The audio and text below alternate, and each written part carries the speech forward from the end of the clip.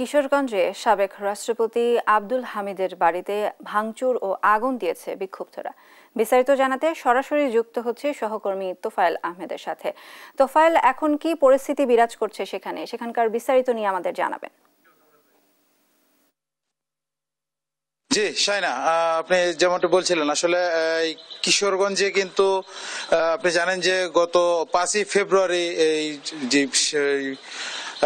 যে পতিত সরকারের যে ছিলেন যে শেখ হাসিনা, তার এই ভারতে বসে বক্তব্যের প্রতিবাদে কিন্তু কিশোরগঞ্জেও এই এই যে 32 নম্বর ঢাকার যে 32 নম্বর বাড়ি যে ভাঙচুর হয়েছে সেটির ধারাবাহিকতা কিশোরগঞ্জেও কিন্তু ভাঙচুর চালানো হয়েছে। এবং আমরা গতকাল আসলে যেটি আমরা দেখেছি যে কিশোরগঞ্জে যে জেলার যে আওয়ামী লীগ অফিসটি যেটি রয়েছিল, জেলা আওয়ামী লীগ অফিস, সেটি কিন্তু ভাঙচুর চালিয়ে এবং বুলডোজার দিয়ে কিন্তু গুড়িয়ে দেওয়া হয়েছে। তার ধারাবাহিকতায় কিন্তু কিশোরগঞ্জের যে সাবেক যে রাষ্ট্রপতি ছিলেন আব্দুল হামিদ, তারও বাসায় কিন্তু ভাঙচুর হয়েছে। আমি এখন দাঁড়িয়ে আছি, দেখতেই পাচ্ছেন আমার পেছনেই ঠিক আসলে এখানকার যে উৎসুক জনতারা সকাল থেকেই কিন্তু এই বাসাটি আসলে তারা দেখতে আসছেন।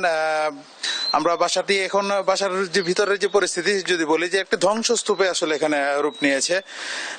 আপনাদের আরেকটু যেটি জানিয়ে রাখতে চাই যে বাসাটি কিন্তু এর আগে যে গত বছরের যে 4ই আগস্ট সেটি কিন্তু ভাঙচুর চালানো হয়েছিল এবং এখানকার যে ভাঙচুর চালিয়ে কিন্তু সেখানকার সে সময় কিন্তু ব্যাপক লুটপাটও চালানো হয়। তো তাই সেটি কিন্তু ভাঙচুরের এক পর্যায়ে কিন্তু এখনকার যে পরিস্থিতি একটু আপনাদেরকে যেটি আমরা দেখাতে চাই, যে গতকাল যে এই 32 নম্বর ঢাকার যে 32 নম্বর বাড়ির যে ভাঙচুরের যে বিষয়টি, সেটি কিন্তু সেটির ধারাবাহিকতা কিন্তু গতকালকেও কিন্তু এই সাবেক রাষ্ট্রপতি আব্দুল হামিদের বাসায় কিন্তু অগ্নিসংযোগ সহ ভাঙচুর চালানো হয়েছে। আমরা আসলে এখনকার পরিস্থিতি যদি বলি, এখন আসলে গতকাল ভাঙচুরের পরে রাতেই কিন্তু তারা স্থান ত্যাগ করে এবং আজকে ঠিক সকাল থেকে কিন্তু উৎসুক জনতার যে রয়েছেন তারা কিন্তু সকাল থেকে কিন্তু এই বাসাটি আসলে দেখতে আসছেন, যে সাবেক রাষ্ট্রপতির যে বাসার যে বর্তমান যে অবস্থা আপনারা আসলে দেখতে পাচ্ছেন। আমরা আসলে গতকালকে যেটি দেখেছি যে এখানকার বাসার যে আসবাবপত্র সহ আসলে যে জিনিসগুলো সেটি কিন্তু এই যে ধ্বংসাবশেষগুলো কিন্তু এখানে রয়েছে।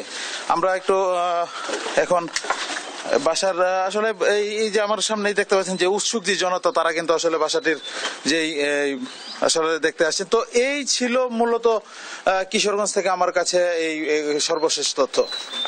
ধন্যবাদ তোফায়েল আপনাকে। কিশোরগঞ্জ থেকে সাবেক রাষ্ট্রপতির বাসার ভাঙচুরের বিস্তারিত নিয়ে জানাচ্ছিলেন আমাদের সহকর্মী তোফায়েল আহমেদ।